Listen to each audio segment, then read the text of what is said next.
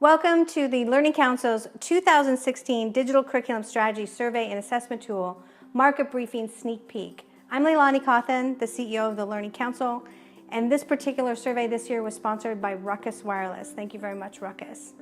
So what we're going to talk about today is first, give you a little bit of data on who the Learning Council is. The Learning Council is a research, media, news, and events organization. We also have a new social media site we want you all to join. It's called Know Story, the story of what you know, and it combines the ability to have an inventory record as an individual teacher or individual user and combine that in with an organization's or institution's record. So we're really excited about it because it's the first time you're going to see crowdsourced inventory, which we call Inventory, within our Know Story tool. So take a look at it. Know Story is a pretty exciting new social media hub, and we want you all to be members. We surveyed 708 schools. That was quite a few urban schools, so we had a really good stretch of the largest schools in the country that responded, as well as a lot of the mid-tier and the smaller districts. So the major takeaways this year were, number one, that the market is maturing. We think that what's happening with this market is that devices and how you choose devices for what you're going to do with them in the classroom is becoming a way more refined sort of selection process. There's still arguments raging about which one you should do for what grade level, but pretty much you can say that the market has gone past devices as its major talking point, and even to some degree networks, although we don't think that networks are really ready to sustain what's going to happen with digital curriculum. They're pretty much past those sort of preliminary issues, and now they're dead center worrying about exactly what they're going to do with the software side. So you're going to see us talking about that a lot as the Learning Council. So the market is what we call, as our second major takeaway, in the eye of the storm. People are basically face planting into how are they going to do this from a software perspective. They don't know how to fit in all these different little digital pieces with all of their lesson plans, or what system to use, or how much math they should do digitally versus doing project-based. It's a very confusing time for schools, and we want to make sure that we let you know, as the vendor community and the schools out there, that you should be helping each other get through this particular stage because there is a lot of confusion.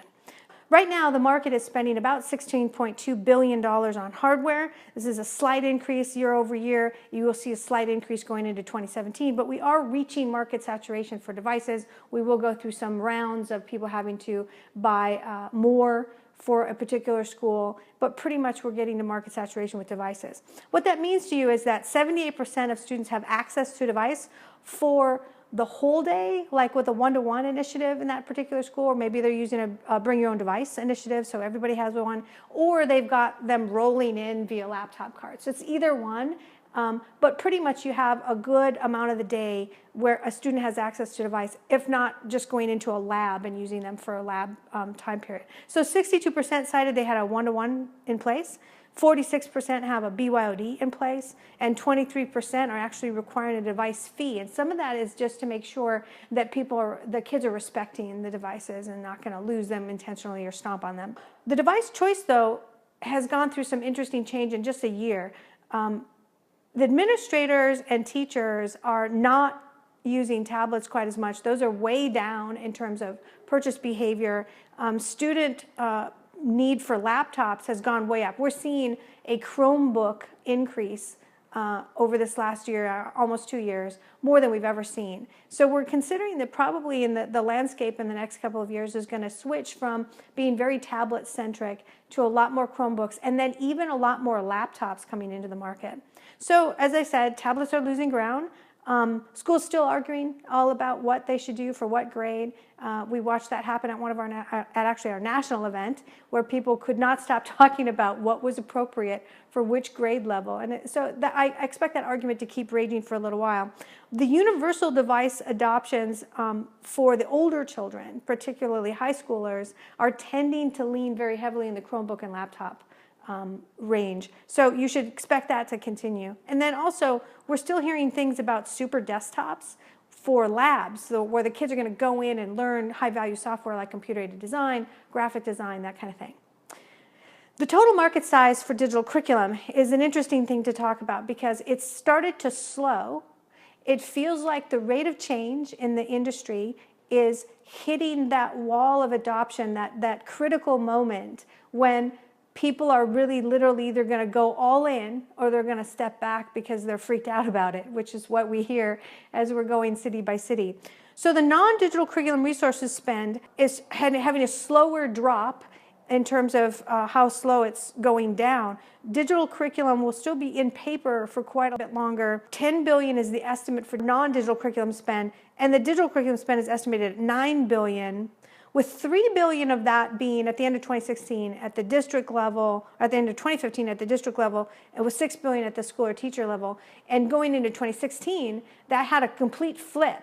So that's one of the reasons we're saying the market is maturing so much, because $5.1 billion is the estimate now being spent at the district level, which means that all of the schools and districts have started to rein in the spending. There's no more willy-nilly spending by the teachers and in the individual schools. Schools are saying, wait a second, we should share and figure out who's doing what licenses so we can negotiate a better deal, and we should do that centrally rather than all of these individuals negotiate individual licenses and all of these negotiate individual licenses. So you're going to see a lot of shift like that. That's one of the reasons that we think that companies that are selling digital curriculum are going to see a surge in spend this next year, because people are serious about exactly how they're doing it. And it's also going to cut down the cost to go to market for a lot of companies, because a lot of them have been going to market merely by trying to reach a lot of teachers. And that's a very expensive way. That's almost consumer grade level marketing, where now you're going to be able to go to less individuals that are more senior rank.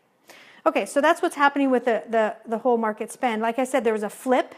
Part of that flip was that 2016 was the highest spend year on record. We're going to see a slow in the increase in total spending going into 2017, but 2016 was the highest spend year on record because there was a lot of non-adoption of textbooks that had gone on for so long that was forcing more digital. So there was an uptick in the last year of $1.5 billion in new spend on digital curriculum. Granted, it was a lot of individual companies. There's no way to really track all of that, but we saw that happening in the market, a lot of deals going down live right in front of our eyes. So we think that you're going to continue to see minimal growth. People are now very concerned about their mix of how they're doing this. They're not just throwing everything into the basket and hoping it fits. They're trying to figure out an exact plan. 86% of the schools that responded said that they expect a purchase of digital curriculum to go up. It's very positive news for the industry. The consumerization, though, of what's happening with digital curriculum is a very interesting new trend that we've started to introduce to the market. I have a book that's coming out about this. It's called The Consumerization of Learning. And what consumerization of learning really is actually the creation of digital software to adapt around that individual. In the industry of education, we call it personalization. But when the software is doing it itself, not just the teacher advising how to personalize an individual object, but the software is doing it, it's a completely different game. So that industry right now is the app market itself, selling directly to the consumer public. And it is already, consumers are already spending more on digital curriculum than the entirety of the K-12 sector. It's still a tiny, tiny portion of the overall app spend on things like music apps and movies and all the other games that you can possibly download onto your iPad or your laptop or your phone, but it is growing rapidly. App developers have figured out that this is a sweet spot. Parents will pay for apps. They will, and all of them want their kids to achieve. So you're going to see in the future a new sort of expectation for how software is being used coming from the students and their parents, and how sophisticated that software is arriving on the school scene and putting pressure onto schools. So the consumerization trend, again, is the act of making something desirable and consumable by that individual. Think of it as personalization on the computing screen, using the capabilities of software, higher level of capability, that make it intuitive and highly adaptive just for that learner. The industry talks about this as adaptive curriculum and says words like intelligent learning engines and those kinds of things. You're going to start hearing a lot more of that. You're going to start hearing a lot more gaming terminology as we go down the road. Of the nearly $2 trillion that consumers spend on media, this percentage that consumers spend on learning-focused pieces is still tiny, but it is growing very rapidly, and worldwide it's pretty large already. The number one issue people responded to in this survey, saying what was preventing them from really going all in, full coverage models of digital curriculum, was classroom pedagogy professional development. And what that means is teachers don't know how to reschedule themselves and reallocate their time and their attention around digital curriculum, or how they change so that they're leaning heavily on digital curriculum while transforming their classroom with project-based learning, more interaction directly with the kids, actually socializing everyone, and still using that screen learning. So that's a big issue, and it's a big stumbling block for people. We keep hearing it in every city we go into. People say, how do we get the rest of the teachers to move? We got to a certain point, but we can't seem to get past there. And I think that the solutions around that are a lot of management solutions, and the Learning Council is going to be talking about that in every city we're in the next year. So the other thing that happened as an issue that's preventing the transition, and we found this one really interesting, it moved from down by the 20th one up to 7 this year, is that budget reorganization for the migration to digital curriculum has not moved from paper yet. 80% of the districts cited that they hadn't moved their budgets yet, and it's 80% of what they say their budgets now. So that number is going to cause that increase in digital curriculum spend, we think, to double, triple, maybe 10x by the time we're done with a complete transition into digital curriculum. We're pretty excited about it. I think that what it is also going to mean is people are going to be looking at how much digital curriculum spends and what it really does for them, and they're going to be getting rid of the ideas that everything should be free, because the sophisticated stuff is doing the work of educating in some respects and allowing teachers to really put a time and attention on each individual kid. That's one of the things that we talk about a lot in the Learning Council. The other thing that we found is the top 10 intentions for why you're transitioning to digital curriculum is, number 1, greater instructor effectiveness, and number 2, increased student engagement. Those two have toggled back and forth year over year for the last 3 years of our study. And what that tells me is that executives are fingering the nth level of teaching and learning as the point they have to have the most intention on, the teachers and the students. That's not missed. But what I found interesting is that they also have a rising increase in attention on full coverage models of digital curriculum, because they're so worried about that student engagement and instructor effectiveness. I think you'd only really be worried about student engagement and instructor effectiveness if you saw a weakening interest from both parties. If you were looking at what was happening in your classrooms from the perspective of, you know what, we're not getting to people, we're not getting the results that we need, or else we're so overwrought with all of the testing standards and everything else we have to do that we're just not getting to our objectives, but we're really worried about engaging. Kids are tuning out. What's happening? Not that kids haven't tuned out forever, but it seems to me on a higher level than ever before. So this new attention on attaining a full coverage model and shifting those budgets to full digital curriculum is what is coming to bear from the leadership to actually achieve those higher rates of student engagement and higher rates of instructor effectiveness. And I think that that's a very interesting dynamic that the industry is going to be looking at over the next year. The number 1 top campaign by everyone in schools is provide that teacher tech training.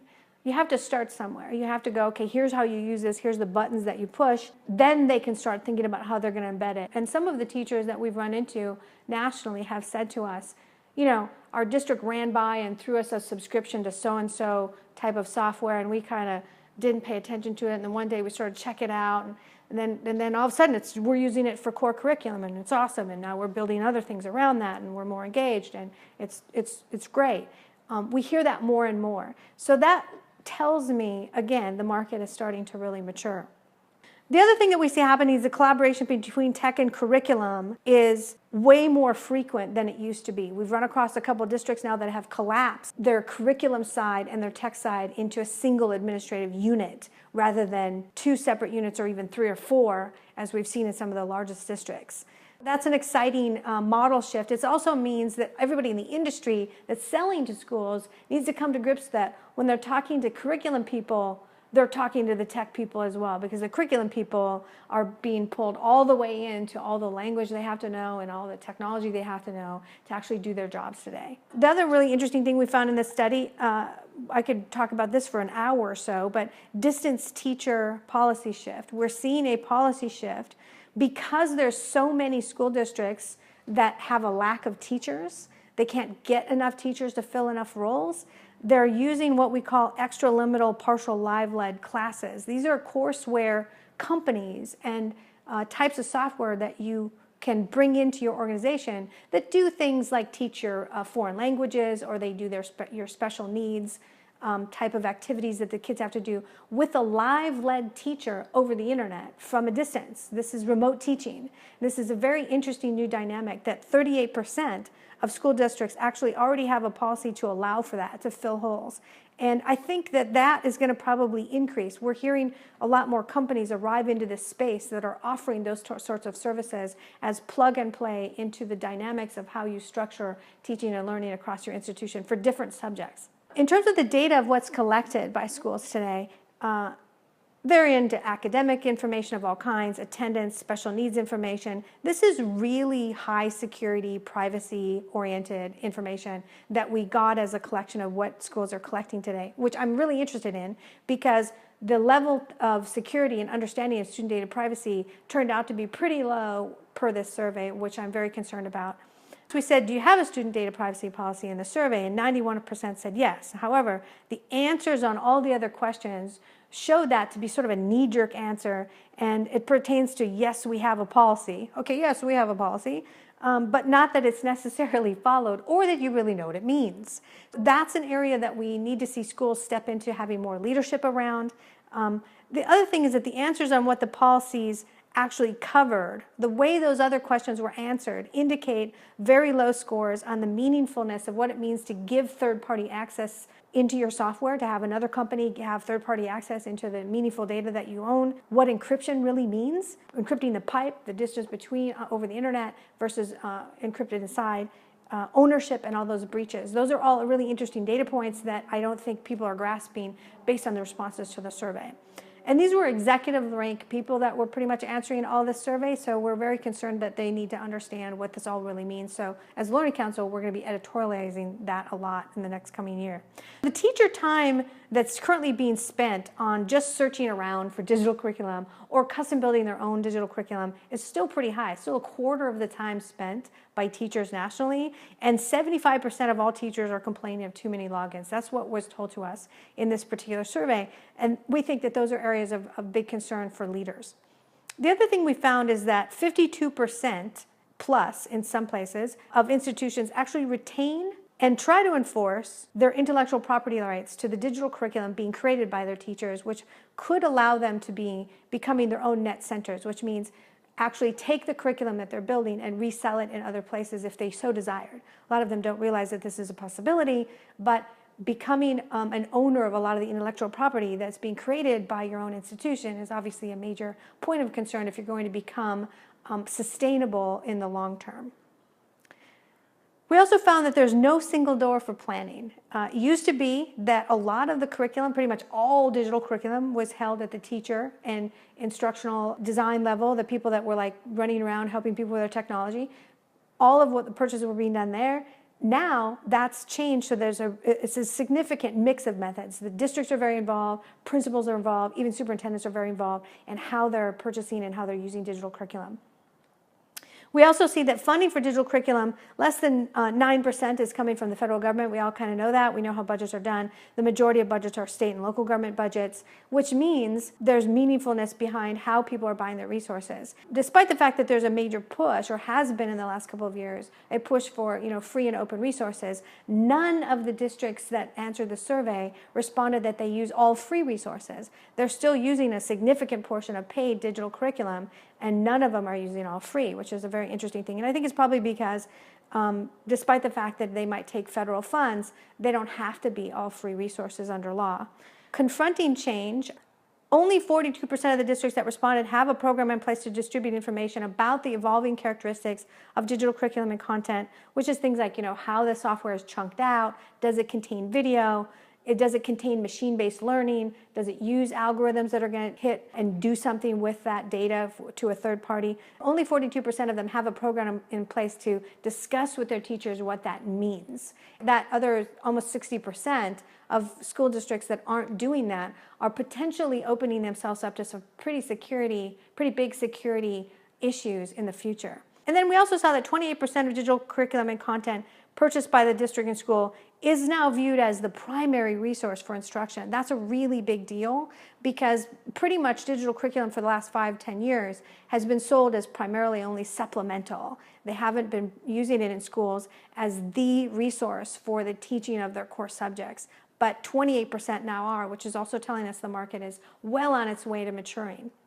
The top 3 adaptation used was accessibility at 86%, 73% formative assessment, and 60% summative assessment. So pretty much a lot of focus on testing when you look at what you're doing with your individual apps. 53% of school districts now are making publicly available an inventory, meaning a list, of what digital curriculum they are using on their open websites to the public as a means of making it known what they're doing digitally to entice parents and students to come to their particular school. And we think that that's going to be a major trend also. Thank you for listening. That's pretty much all I have for you today. I want to make sure that you join us in one of our cities for our digital curriculum sustainability discussion event tour this year, or you come to our national gathering at the end of the year, or you join us for our Edu Jedi camp. We'd love to teach you everything we know about how to transition to what we call the age of experience or expo learning, so you make it all the way to what we consider full digital curriculum coverage models. If you have any questions on today's survey or you just want your own custom briefing, the data goes pretty deep with us and we can probably give you even more data than I gave you today. Please give us a call or reach out to us via email. We'd love to help you. Thank you very much.